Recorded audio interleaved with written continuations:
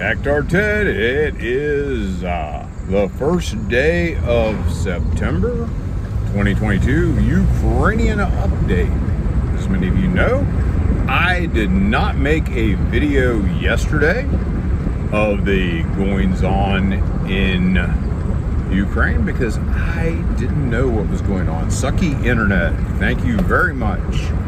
Apparently after resetting my router this morning, I'd corrected a few of the problems and now I've got a little better internet going on. So, what has been happening in Ukraine? Well, apparently that Ukrainian offensive, they're serious about it.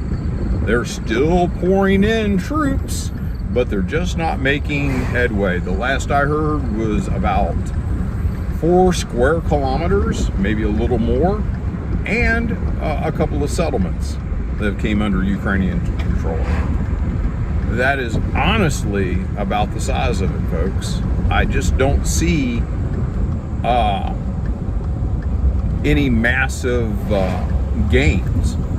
But what I am seeing that's massive, well, I'm seeing massive amounts of Ukrainian ambulances.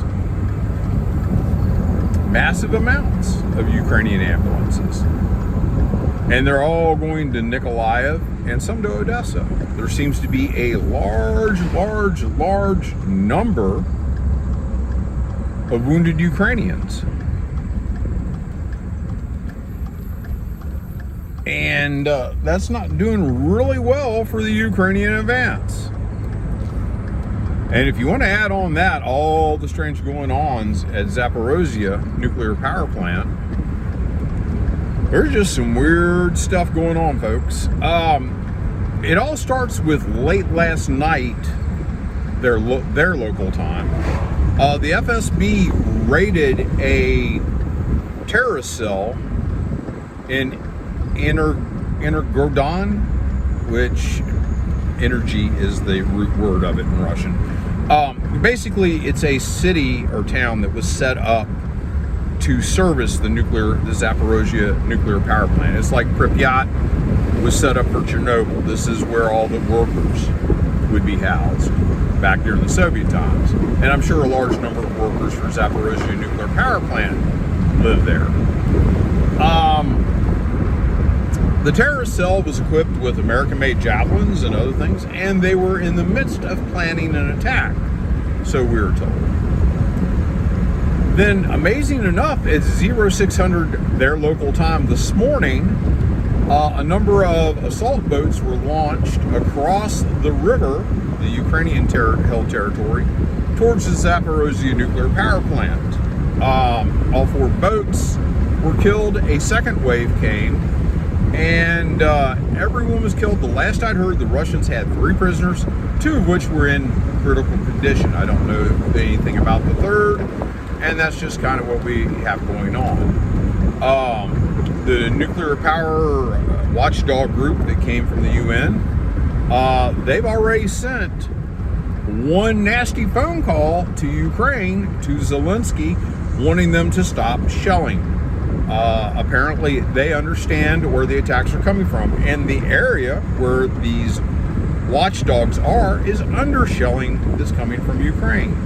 The last thing that Zelensky wanted were these guys coming in and giving him more bad press. I think at this point, folks, if you guys don't understand that the Ukrainians are shelling this nuclear power plant that they tried to accuse the Russians of shelling back in March, and it was a bad thing in March when the Russians were doing it, it's still a bad thing. It doesn't matter if it's the Ukrainians doing it. And you folks probably need to get a handle on that. I'm sorry, folks. That's the way this shit works. If it was bad for the other guy, it's bad for you. So apparently, we're sitting here watching all these things happen, and to what end? It's interesting, to what end? It seems that the Ukrainians are getting a bunch of their folks killed because they are dependent on Western aid. They are doing things that are tactically unsound for the simple reason that they want to keep their money flowing. They want to keep their money flowing.